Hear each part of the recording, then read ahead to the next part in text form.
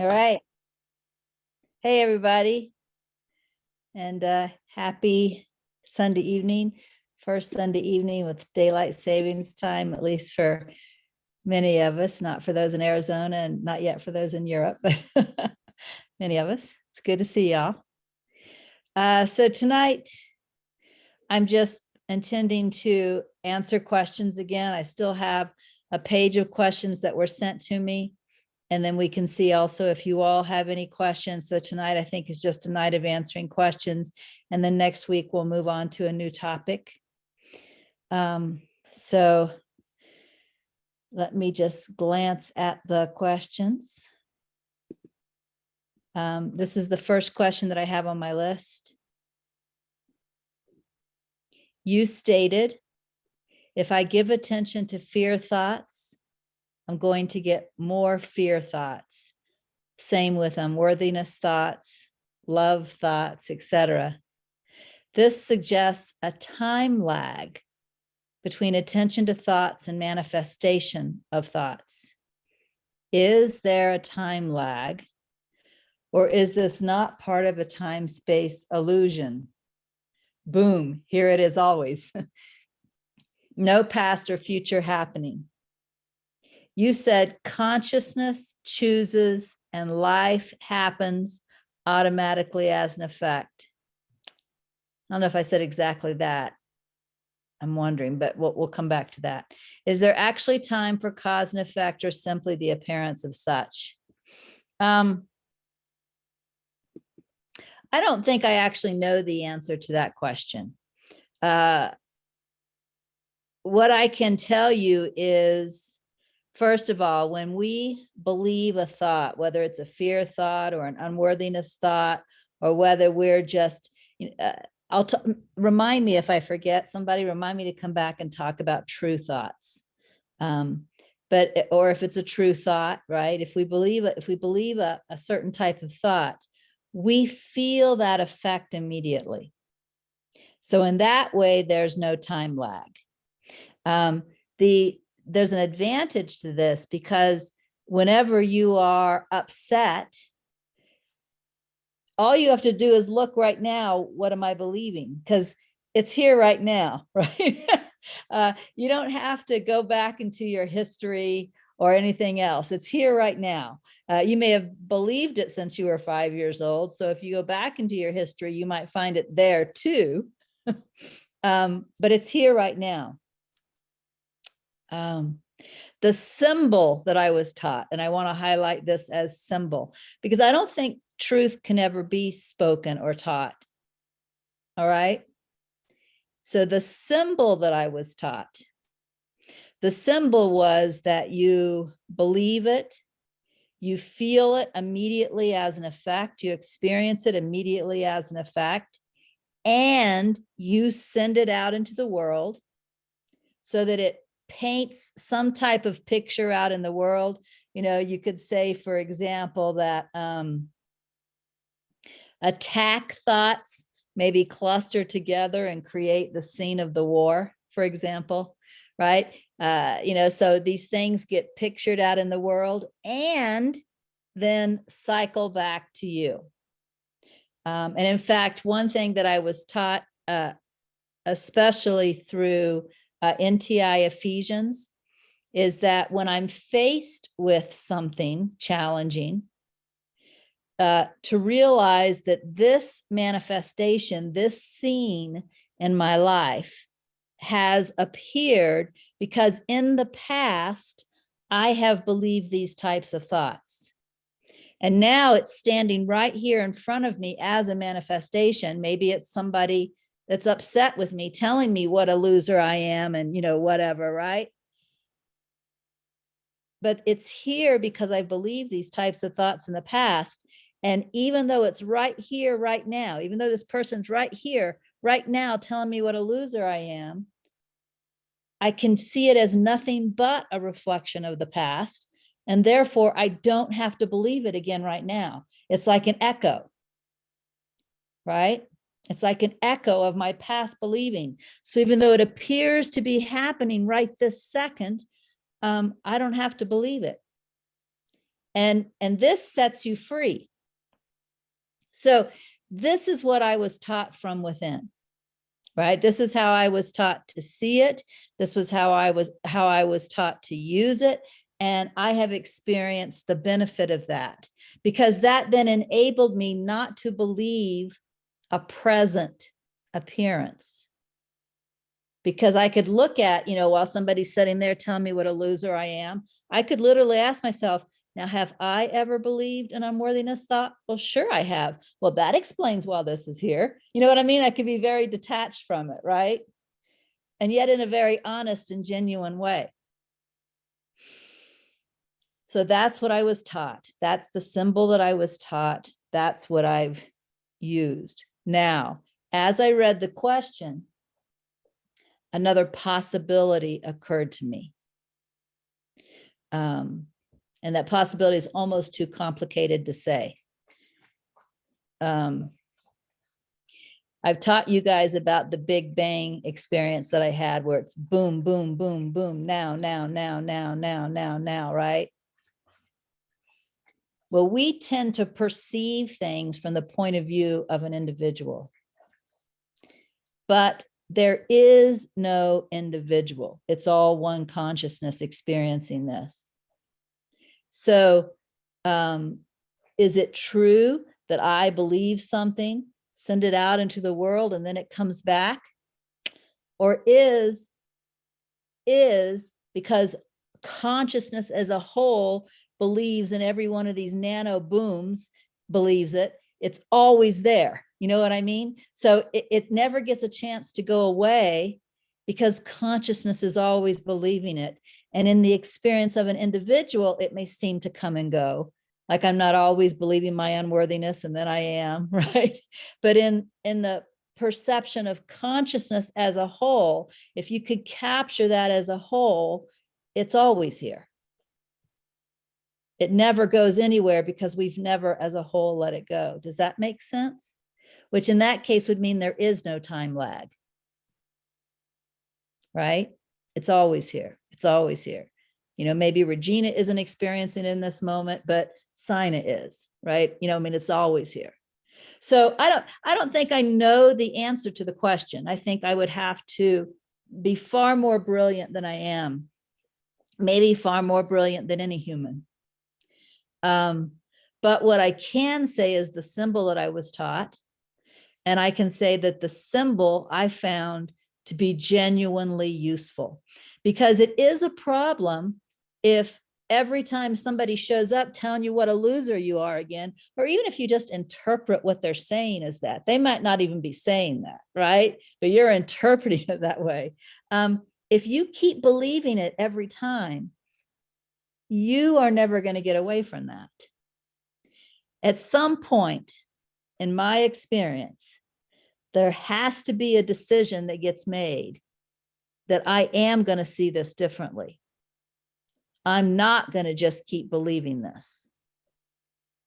Right? And so that symbol that I was given of, you believe it, you do experience it, but you also send it out and it comes back.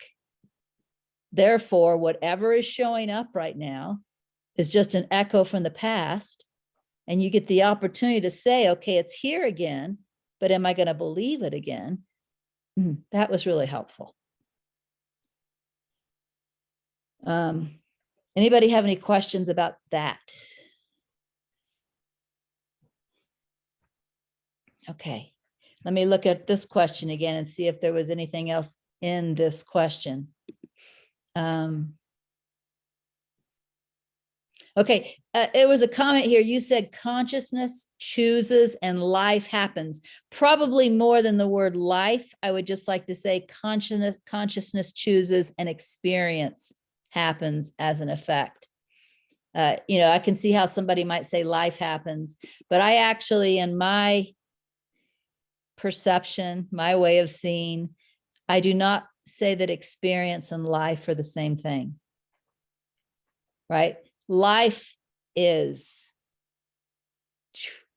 right? Life is that first principle of God beyond even what we experience as life. Life just is. But experience happens. Consciousness chooses and experience happens, right?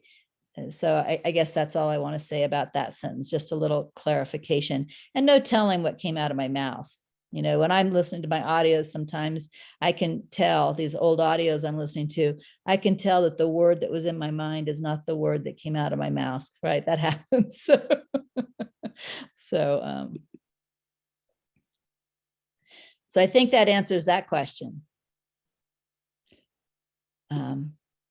So if there's nothing else on that, I will move on to the next question. Regina, you were going to talk about true thoughts? Oh, thank you very much. This is why I need other people in my life. Yeah. One thing that I've been noticing, again, because I'm listening to these older audios, and of course, I used to be a Course in Miracles student. I'm not really anymore, but I used to be. And, Course in Miracles talks about your true thoughts. And I hear myself using those words sometimes in these older teachings. And of course, when I first started reading those words and using those words, I didn't know what true thoughts were. But there did become a point where I did understand what they were. And so far, I haven't heard myself explain that on these older audios. I don't know if that will be coming someday or not. But I thought that maybe I would talk about what our true thoughts are. First of all, there's a big difference between our true thoughts and untrue thoughts or false thoughts. False thoughts do appear as thought, meaning, words, sentences, stories, right? As Michael Langford likes to say, in whatever your language is, they appear in your language. They can also appear as images, like it's almost like watching a movie in your mind, and they can appear as emotions. You can have a fear, the experience of fear. I would actually call that a thought.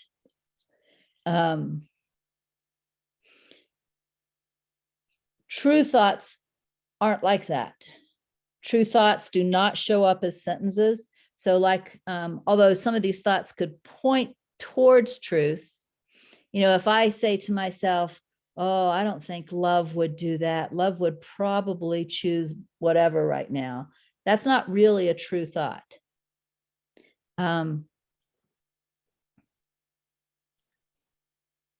True thoughts are ways of being. They're not at all like thoughts. So a true thought is not a thought at all. True thoughts are ways of being. So for example, and of course I'm going to have to use words now, but if you could just feel beyond the words to the way of being. For example, staying in the state of, I don't know. I don't know what's supposed to happen. I don't know what's best, right? That I don't know way of being is a true thought. Trusting whatever, all that is, trusting everything without having any need to understand it. That is a true thought. Being at peace, being content. These are true thoughts. Being in acceptance of whatever is, without judgment, just being in acceptance. That is a true thought. Loving everyone and everything equally. Not seeing any difference. Loving everyone and everything equally. That is a true thought. So you can see how these are really ways of being, right? Rather than thoughts. So these are true thoughts. So one of the things you can do is you can shift from a false way of thinking, an unreal way of thinking, to a true thought at any time.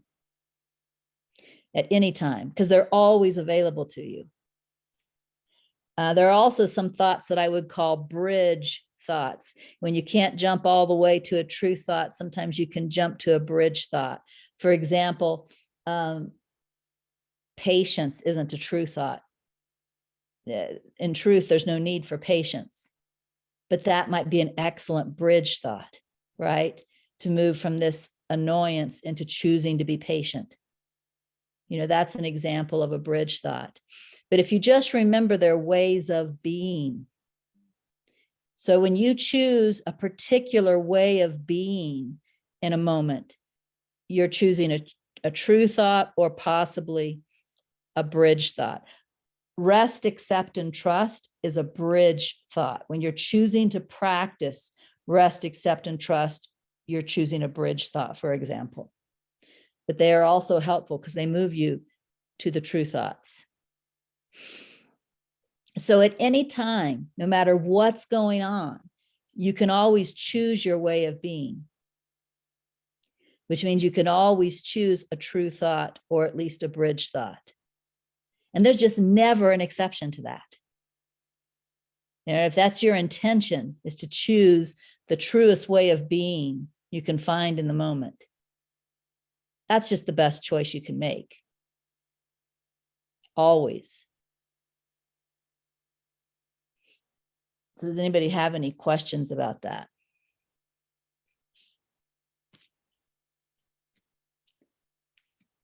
Okay, Dan.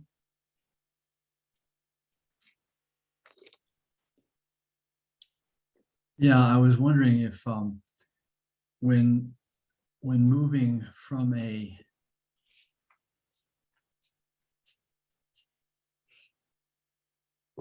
how do you go from having a thought, like a true thought, and not having it being ghosting,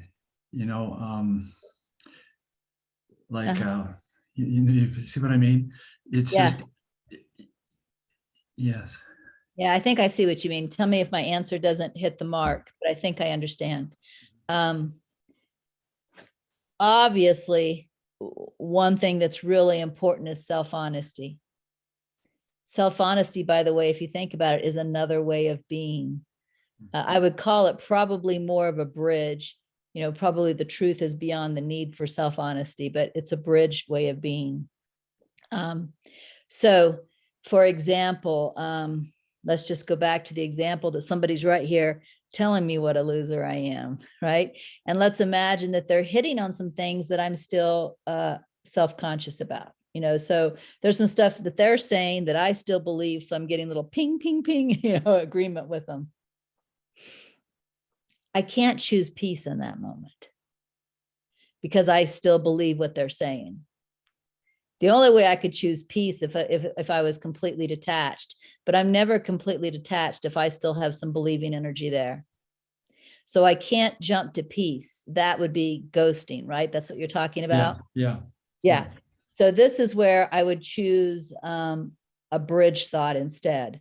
The bridge thought that was always given to me in this kind of situation was the teaching that I share called rest, accept, and trust, right? Yeah. So I can't go to peace, but I can go to rest, accept, and trust. And again, resting the mind, when my mind starts chatter, maybe because they're a jerk, because they're saying all this stuff, or maybe, oh my God, they see me, they know what a guilty, awful person I am. It doesn't really matter which one my mind is saying. I rest those thoughts. I just have to realize these thoughts are not helpful. At least this is the way I did it. I can only talk about the way I did it. These thoughts are not helpful, right? All these thoughts are doing now is causing harm. And in fact, harm to me and harm to all of consciousness. They're not at all helpful. So I rest the mind away from the thoughts. And the way I was originally taught to rest the mind away from the thoughts, almost always it started with breathe. Because if you pay any attention when you're under stress, you actually, you obviously are still breathing or you die, but to a point you quit breathing. You kind of hold it in a little bit, right? You to a point you quit breathing. So the first thing is return to breathing. Full conscious breathing. And then the next thing that would happen with me, now I just let go of things. It's amazing how masterful we can get at this with practice. But in the beginning, I couldn't just let something go. So then what I would do in my mind is I would coach myself. I might say things like, okay, I can see that my unworthiness is triggered here. I can see that I still believe my unworthiness. Breathe. But in this moment, I am going to choose to trust the Holy Spirit's evaluation of me, which is something I got from the 2 evaluations in A Course in Miracles. I'm just going to breathe. I'm going to trust. I'm going to rest my mind.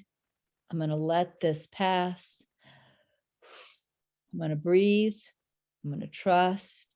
I'm going to rest my mind. I'm going to let this pass. I am willing to see differently. Just whatever came to my mind. Once you get started, more comes. And that self-coaching kept me from being focused on whatever stories the ego would have been focused on, right? So I'm shifting my attention to these are actually kind of bridge thoughts, right? They're helpful thoughts. And then acceptance, that's the rest. Acceptance is allowing myself to feel exactly as I feel. In order to ghost, you have to suppress, right? You have to pretend like you don't feel the way you feel. So in healing, you allow that feeling to be there. You just absolutely allow it. As big as it's going to get, as long as it's going to last, you do the opposite of suppress, which is allow, right? And so just allow it, allow it, allow it. Let it feel it, feel it, feel it. Rest the mind, but allow the feeling. And then trust. I was told, trust that this is healing.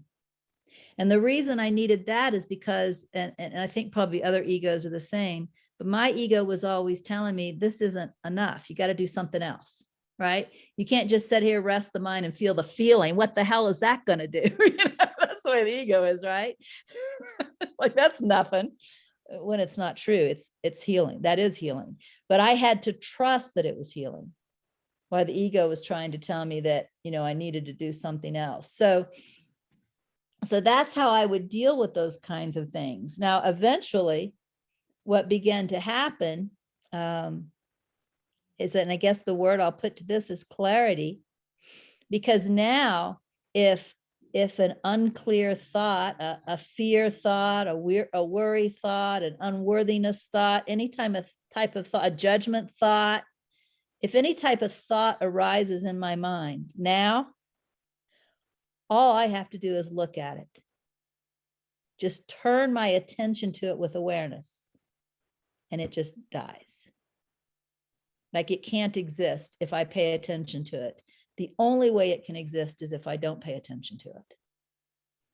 So you see, it's become much more masterful with time, right? But there's where I started, and there's where I am now, and then the different stages that happened in between.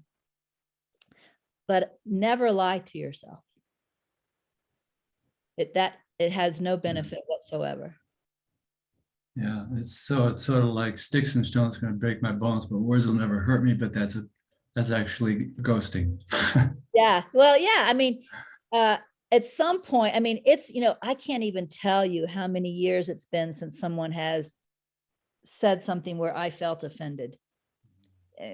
People can say anything to me now and I'm okay with it, but that's just not where it was. But that's not ghosting now. Yeah. The difference is now I don't have all those beliefs in me. The problem was never, ever, ever what someone else said to me, no matter what it was. The problem was I agreed with them. Yeah. That was the problem. Yeah. Right? Once that's gone, people can say anything to you. And in fact, when people are saying what might be interpreted as really hurtful things to me, what I find myself doing now is leaning in, listening more, because I know the one that's hurting is them. Right? That's the only way they can say hurtful things. And so I'm trying to hear what's going on for them that's not being said. But you can't do that when you're taking it all personally because you believe it too. Yeah. Thank you. You're welcome. Thank you for asking. Were there any other questions at this point along those lines before I go on to the next question? We were talking about true thoughts, ways of being.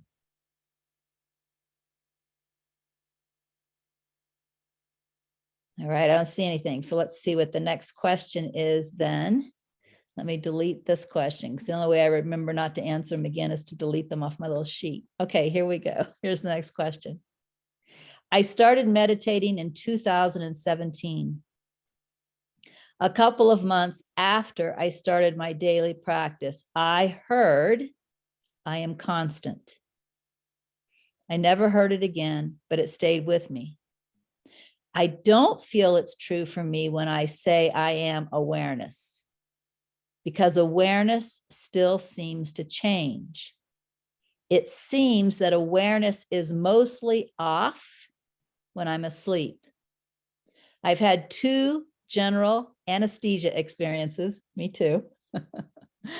I had no awareness at all during anesthesia. Life, God is unchanging, but I had no awareness of it when I was under anesthesia. Could you please shed some light on this? I'm certain there are other people that could shed more light on this than me, but I will do my best. I told you all, I think a couple of weeks ago, that I have begun to have these experiences occasionally, rarely at this point, where I disappear, everything disappears, and it's not like I'm aware of the disappearance. What I'm aware of is the return, because like there's a gap in time, right? Like, and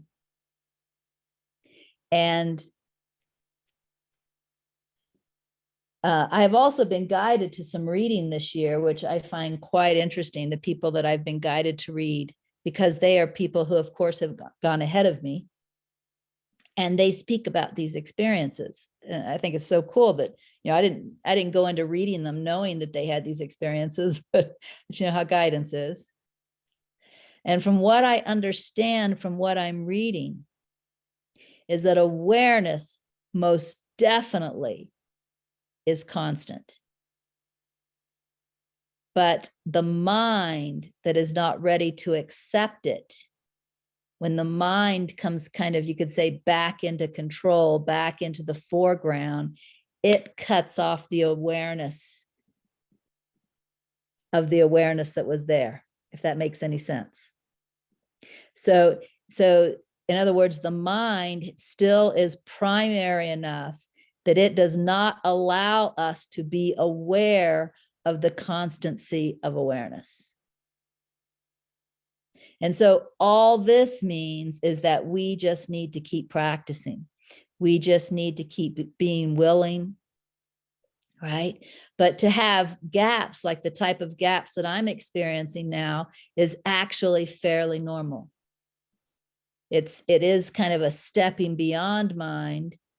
But then when back in mind, there's no memory, no awareness of that. But from what I'm reading, and please take it that I'm reading this, that now we're talking about beyond my experience. From what I'm reading, that as this progresses further, there will be awareness of the ongoing awareness. And all I can say about that is, you know, I'm obviously hoping to continue to move in that direction. And maybe one day I'll be able to share that as a statement of my experience. Right now, I can only say that it's what those who have gone further than me say, and I have no reason not to trust them. And praise the Lord that somebody created anesthesia, huh? You know, people used to have like their appendices removed and stuff with no anesthesia. Can you imagine? So praise the Lord for that, you know, but that's the you could call that the mind's level of consciousness that is getting put under during anesthesia. So And that's the best I can do on that. Does anybody else have anything they want to say or ask regarding that topic about awareness being constant, but not appearing to be so?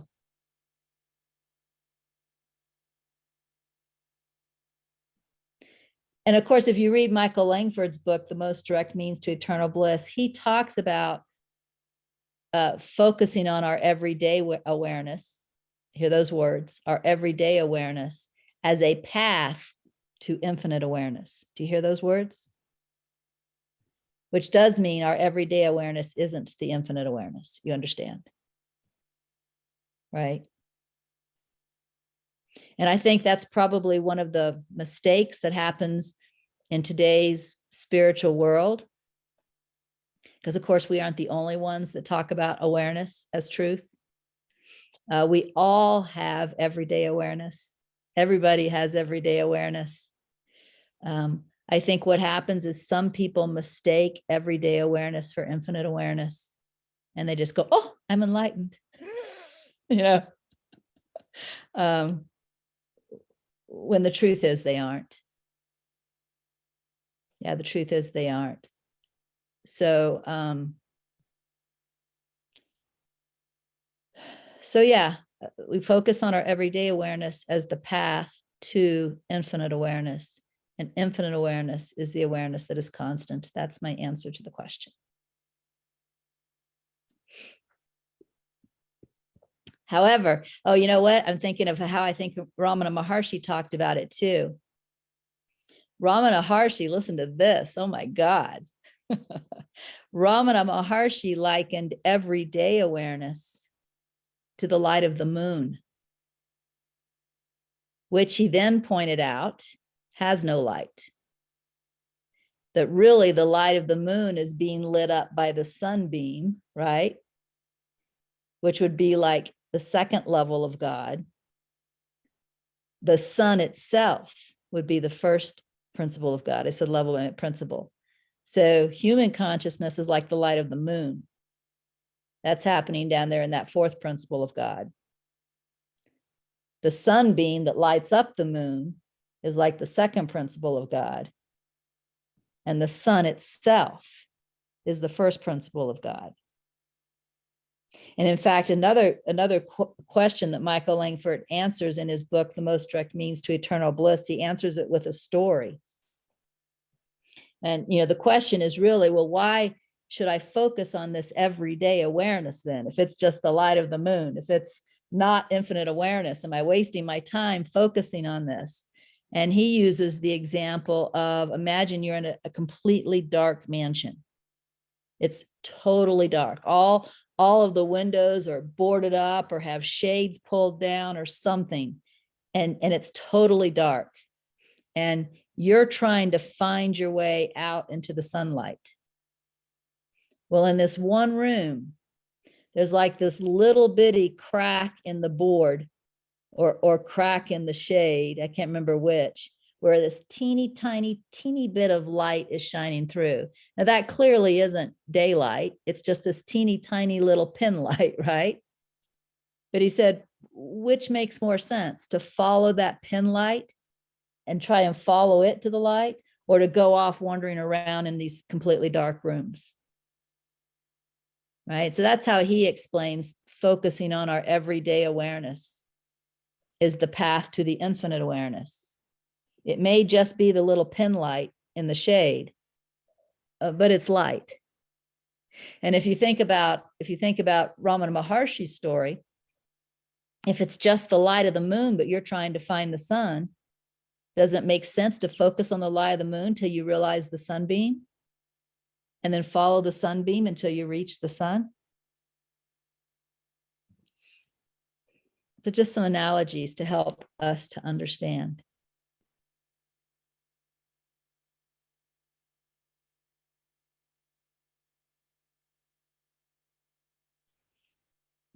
All right, then moving on to the next question.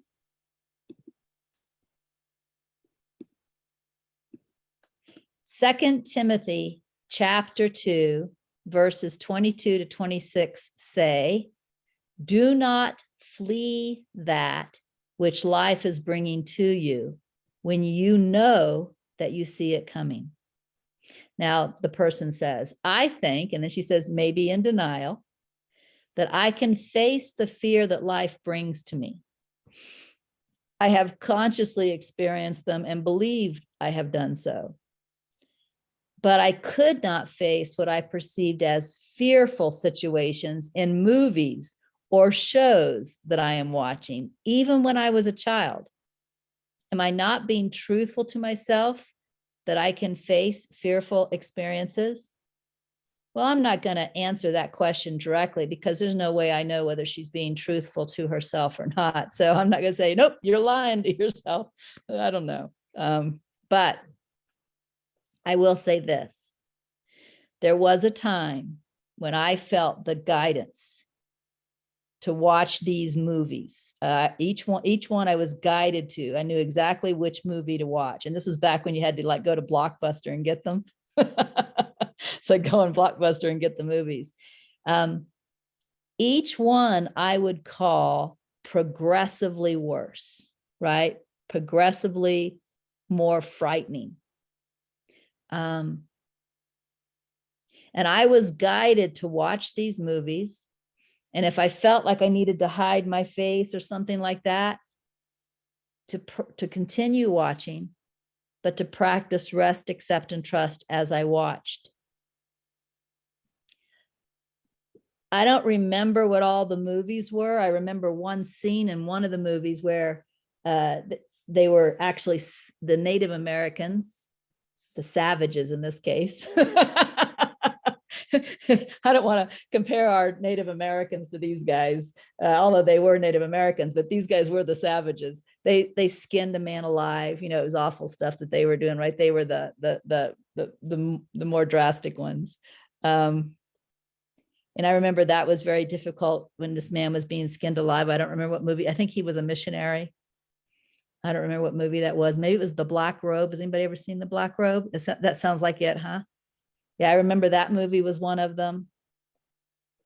Another movie that was one of them was Passion of the Christ. I don't remember what the other movies were, but you can hear that these are somewhat difficult to watch. So I guess my answer to the question is, even if it doesn't appear to be real life, if it appears to be a movie, or if it's something you're watching on the news and not your life, if it's upsetting to you, I think it's still an opportunity for forgiveness for the practice. So I would practice on anything, right? Practice on the movie, practice on the news, practice with real life. Just see, and what a wonderful opportunity to be able to practice letting go of, in this case, it had something to do with violence. I can't really say what, but all these movies were very violent. What a wonderful opportunity to be able to practice letting go of what you have to let go of around violence by simply watching movies, right? So yeah, just know that if you're upset, you have an opportunity to practice. And don't worry about whether it's, quote, in life or on a movie or in a book. Yeah. Any questions or comments anybody wants to make around that?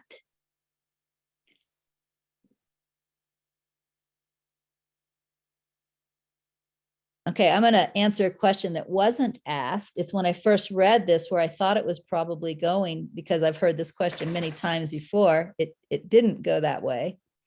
But again, she said in NTI 2 Timothy chapter 2, verses 22 to 26, it says, do not flee that which life is bringing to you when you know that you see it coming.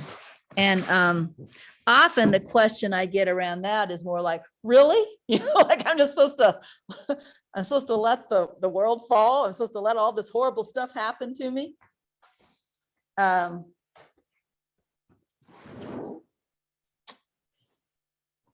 I can only, again, answer from my experience, and each one is going to make his or her own decision. And I honor your decision in advance. But what I was taught, and what I know many, if not all of you have been taught, is that the world and what happens in the world is a reflection of the mind. And so what I was taught when there were different times where it seemed like some disaster was coming my way, I was taught not to manipulate the world to avoid the disaster. Because if I manipulated the world to avoid the disaster, I would continue to believe that the world was real. Right? I was taught instead to avoid my own manipulating actions, whatever they might be, and focus solely on my mind and what needed to be seen, what needed to be healed, what needed to be let go, what needed to be disbelieved. And trust that if I did my work here in the mind, that the world would then in some way correct itself. And my experience has been that that's been true every time. So what happens when we see something coming, and this isn't talking about go out and look for trouble. It says when you see it coming, right? It's finding you. Okay. Like we are not asked to go out and look for trouble, but there are times we see it coming. We know it's coming. This is saying, don't flee from it, or don't try and manipulate the world to change it. And the reason for that is because all that's going to do is continue to teach you that the world is the truth. Right? That's all it's going to do. And you really need to learn as a direct experience that at least mind, which is the third principle of God, is more true than the world. You need to at least learn that level directly first. And so you work with the mind, you heal the mind, and then watch and see what happens. The way I would say it is let God take care of the rest. Not that there is an actual God taking care of anything, you understand. It's all this process of creation. But let God take care of the rest.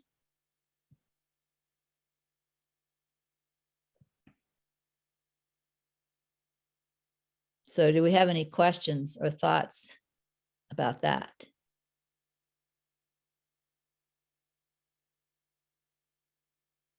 Yes, Joe. Thanks, Regina. I'm trying to remember the words you used. You talked about manipulating actions and not, gosh darn it. Anyway, the question that came to mind when you were saying that had to do with illness and taking medications to treat illnesses and things like that. Yeah.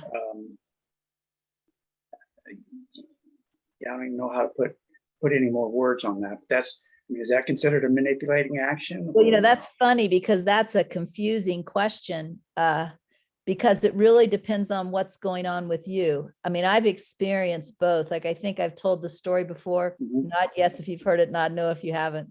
I told the story before about my broken toe. Have you heard that story? Yeah. Okay. So that's a time I was clearly guided not to do anything.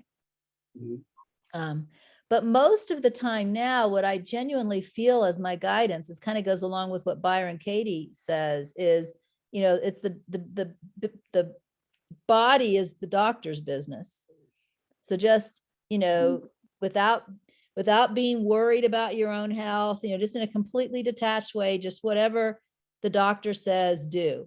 And I'm open to someday having a different guidance. Don't get me wrong. But I would say that's my general guidance. Just recently, I had a little procedure. I had a growth on my arm. Did I show you guys that growth? No, please do. Well, I can't now because it's gone. I remember showing it to some audience, Oh. but it's gone. You can kind of see maybe the little red spot where it was, but I went to the doctor. I go to the doctor every February for a checkup, just because that's what they say to do. So I go, and, typically she asks me questions, I answer them. She says, you're healthy. I say, bye, see you next year. But one of the questions she asked is, are there any new growths on your body? And I did have one. I had noticed it because sometimes I sit and play with it, like while I'm talking and stuff, I'm sitting there playing. Oh yeah, this. And she looked at it and she said that it looked precancerous to her. Mhm. So she sent me to the dermatologist who removed it and then said I needed to come every year and let him look at my body because there's sun damage on my body. But from the time that she used the word precancerous to the time that he removed it, there was nothing going on here, right? There was no worry, no made up stories, no nothing. So that's just moving through, I'm being told, go here, go there, I'm like, okay. And like, it's nothing, right? Yeah. So it's hard for me to answer a question because at the same time, I know people, I would call them health addicts. Like everybody has their thing. My thing was finances. I was always worried about finances. Health addicts. I had this growth on my arm a couple months and never thought anything about it. Never would have if the doctor hadn't said, did you notice any new growths? Oh yeah, this one that I play with all the time. But I know people, as soon as a freckle is showing up on their body, boy, they're on the internet, searching, reading everything, worrying constantly. In that particular case, the guidance might be to do nothing except let go of all this fear, let go of all this worry. The truth is, the absolute truth is, remember again, this, Nisargadatta said, either everything's a miracle or nothing's a miracle, right? Because it's all here through the creative process. Whether doctors now have the ability to recognize something that might be precancerous and remove it. The fact that that's here, that wasn't here 300 years ago. That's come about through the creative principle, just like having it magically disappear comes about through the creative principle. They're equal. As to which one you are guided to follow probably depends more on you and your spiritual needs. But one is not more real than the other. And so I have experienced both. I have experienced what we would call miraculous healings. There was another time when something was found in my breast, and I was sent to get a sonogram so they could look at it more carefully. My doctor felt a definite lump, and I think she might have shown me. I think I might have felt it, but I don't remember that as clearly. But she definitely felt a lump. So she signed me up for, and then I think I had the mammogram. It showed the lump. Then the sonogram was the next stage, right? That's the way it goes. But there was like a 2-week gap between, a 2-month gap between the mammogram and the sonogram. And it seems like during that time, I saw some thoughts in my mind about it. I think the thoughts were more around what was I going to do with Jasmine if I died, because she was still younger then. And I remember choosing to let go of those thoughts. I remember choosing not to think about this at all, but it really, believe it or not, wasn't a big deal for me. There was a little bit of mind watching that had to happen. I was willing for whatever was going to happen. By the time I got to the sonogram, they couldn't find anything. So whether that lump was something temporary or whether that was a miraculous healing, I don't even know. Right? So there's not a consistent story about how to be with health. The consistency, I would say, is let go of fear, let go of worry, tune in for what feels like you're guided to do. Does that answer your question? Very much. Thank you. Thank you very Sure. much. Yeah, I think some spiritual students make the mistake, and I'm not saying you, Joe, because I don't think you make this mistake. But I probably have at some point, Oh, you whatever you're probably going to have. say. I think some spiritual students make the mistake of avoiding medicine. Like they think that the miraculous healing is the only thing that's real, right? So it's always good to remember Nisargadatta. Either everything's a miracle or nothing's a miracle. There's nothing special in any of it, right?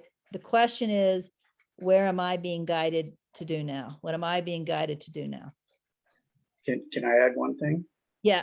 The other side of that, avoiding medication, is taking it. This is what I have more of had a tendency to do is taking it but feeling guilty about having to take it because of Right. just because I should be healed, whatever, just feeling some sort of guilt in there about doing it. Well, I remember when even before I wore glasses all the time, back when my eyes first started needing just reading glasses, I remember some spiritual student, really giving me heck about it, that I should be able to heal my eyes and not need glasses. And I was kind of like, why?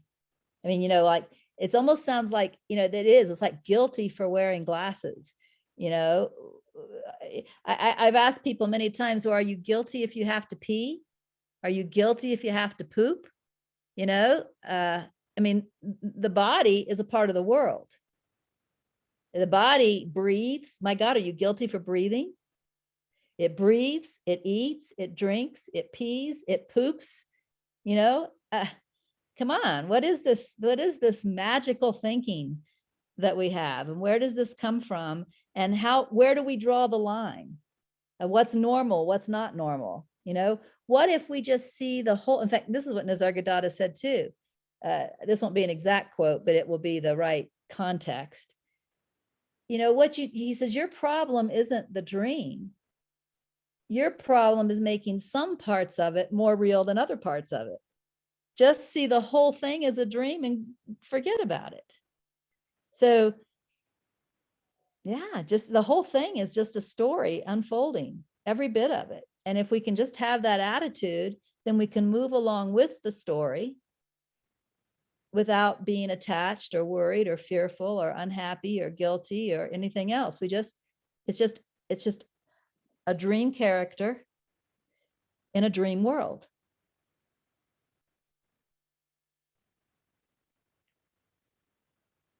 Does that answer your question, Joe? Yes, thank you. Sure.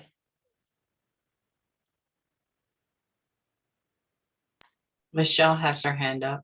Oh, thank you very much for your assistance, Michelle. So I have friends who are Course in Miracles students who believe that all illnesses are manifestations of guilt. Yeah. And believe that anytime I may be exhibiting some type of a health issue, they want to point me back to where you're holding on to guilt. Yeah. So I'm wondering if you would, if you could clarify that for me. Sure, I can. Absolutely, I can. First of all, there is a truth to the fact that the appearance of illness is, I don't know, you could call it guilt, you could call it attack. Why don't we just call it ego? All right. We don't need to single it out. It's probably a combination of things. It is absolutely true that the appearance of illness is because of the ego mind, and that if there was only truth realization, there would not be the manifestation of illness. The error is taking that truth and then applying it, mixing it with the belief in separation. The belief in separation being that if a growth shows up on Regina's arm, Regina must believe in guilt. You see, the growth showed up on consciousness's arm, and definitely in the mind of consciousness, there's still guilt. See, we're all one. You see? That's the mistake. The mistake is combining that with the belief in separation. It's kind of like saying, if Putin is attacking the Ukraine, those people in the Ukraine must have had a lot of attack thoughts lately. No, we all had a lot of attack thoughts. And this is where the pimple is showing up on our face. You see, it's showing up in the Ukraine right now. But we're all consciousness. So this is why you can't say, for instance, Ramana Maharshi. I had someone once tell me Ramana Maharshi could not have been enlightened because he got sarcoma. I once had somebody tell me peace pilgrim could not have been enlightened because she was in a car wreck. Well, hell, Jesus couldn't have been enlightened then because he was crucified. I mean, you see this, how ridiculous this is? This is false belief. This is combining the belief in separation with the truth and therefore having a miscommunication. So the fact is, there is still guilt in the mind of consciousness. Does anybody disagree? Right? We all know that. That would be foolish to disagree with that. So within the appearance of consciousness, which includes every single body, it includes even our trees. I mean, I've watched trees get diseases. Do you think they're guilty? Right? All this stuff shows up in consciousness because it is consciousness, and this belief is still there in consciousness. It's not necessarily personal. Right? Now, notice that last statement I said was necessarily personal, because at the same time, if the mind is excessively worried, excessively guilt-ridden, it can actually manifest here. That's one of the ways that it can manifest. But that's not even 100%, because I've known people who are excessively worried and perfectly healthy. The point is that excess of worry or that excess of guilt is manifesting for them in some way. In some way, they're having the experience of that worry or that guilt, but not necessarily as illness. They could have the healthiest body you've ever known, but it is manifesting in consciousness. So it's the belief in separation that's false. The right way to see if you have poor health, the right way for us friends to see this poor health is poor health is manifesting in the world because there's still guilt in consciousness. Where am I still believing guilt? Not to say you must be guilty because you have poor health. That's a total mistake. Thank you. You're welcome. I mean, shoot, unless this comes back, it would mean 2 weeks ago I was guilty, and now that it's gone, I must not be guilty anymore. Right? And all that stuff is just silly. People aren't thinking it through.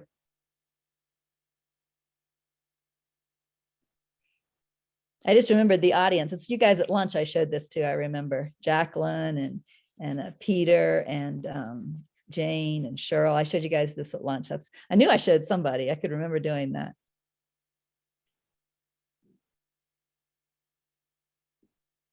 All right, are we ready for the next question then? Oh, no, we're not. We're out of time. We're done. That's what we are. We're done. So next week, I'm going to bring us to another topic, and then maybe the following week, we'll go to questions. Next week, we're going to look at attack, and is it real or is it even possible? I thought that would be a good topic with a war going on in the world. So I'll see you guys next week. Bye.